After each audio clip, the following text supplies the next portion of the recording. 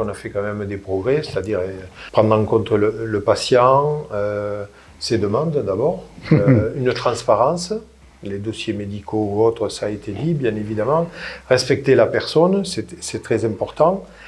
Mais ça a été l'évolution majeure, ça a quand même été en effet dans les droits collectifs, parce qu'on a vu vraiment tous les apports des associations de patients, moi me semble-t-il, et à tous les niveaux, dans la recherche, parce qu'ils ont leur mot à dire sur dans quel sens on doit aller, qu'est-ce qui est plus important pour nous, comment on doit appréhender donc ces pathologies et comment faire de la recherche, dans toutes les évolutions des traitements, et on le voit actuellement toujours dans les cancers, dans les soins à domicile maintenant.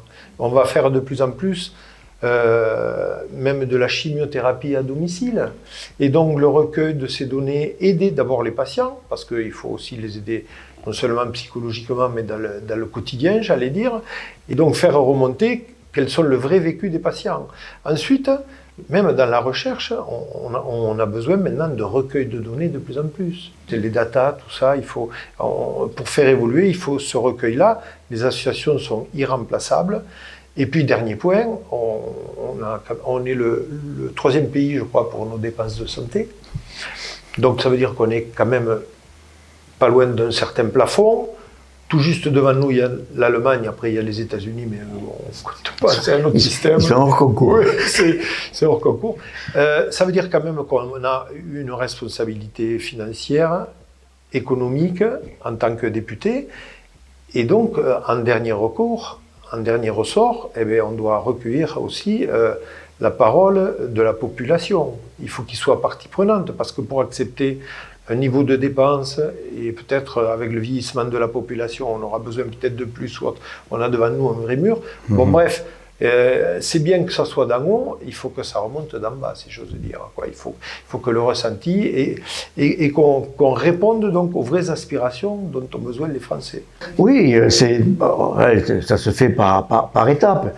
La première étape était cette reconnaissance, et cette reconnaissance par le législateur, qu'on devait jouer un rôle. Donc, ça a été plus ou moins imposé, mais petit à petit, il a fallu évidemment trouver notre place et créer les conditions d'un dialogue, même parfois un peu plus tendu, mais aujourd'hui, on considère qu'effectivement, dans le cadre législatif, on a obtenu bon nombre de positions, de places, et aujourd'hui, le législateur, ou tout ce qui se crée, dans la composition de commissions ou d'agences et autres, n'oublie jamais la représentation des usagers de la santé, c'est acté, c'est écrit. Donc ça, c'est une bonne chose. Ensuite, effectivement, reste à nous, et ça c'est pour nous, c'est comment cette représentation des usagers passe plutôt à de la participation des usagers. Donc on a gagné la représentation, maintenant il nous faut gagner la participation. Et pour cela, il faut qu'on travaille effectivement sur la compétence de nos représentants, de nos participants, pour qu'ils puissent apporter effectivement cette représentation collective, cette réflexion collective, à déplacer la vision médicale et de soins que peut avoir notre système pour aller vers plus un système de santé et de prendre la personne dans sa globalité avec son projet de vie, comment on accompagne une personne à être un véritable citoyen dans son projet de vie, pas seulement effectivement soigner un organe qui est déficient, etc. On ne soigne pas un diabète, on ne soigne pas un cancer, on soigne une personne atteinte d'un diabète, on soigne une personne atteinte d'un cancer qui a un projet de vie et comment on l'accompagne. Et je trouve qu'effectivement, vous avez parfaitement raison, aujourd'hui le nouveau rôle des associations de patients, hier c'était de rentrer en confrontation pour pouvoir être reconnu, aujourd'hui c'est de rentrer dans la co-construction.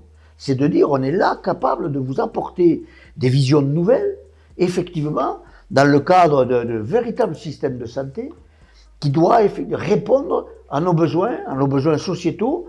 Et ça, c'est quelque chose sur lequel il nous faut travailler et qui est devant nous, mais sur lequel c'est important que le milieu associatif, créé par la loi collective, celui que nous représentons, mais aussi les associations thématiques, soient en capacité de pouvoir être ces co-constructeurs du nouveau mode de fonctionnement du système. Je suis absolument d'accord, et Donc ce qui est sous-jacent à ce qu'il vient de dire, c'est bien évidemment la compétence qu'il y a derrière et donc la formation. Tout à fait. On en parlera après, mais évidemment, c'est là où voilà, il faut passer des paliers.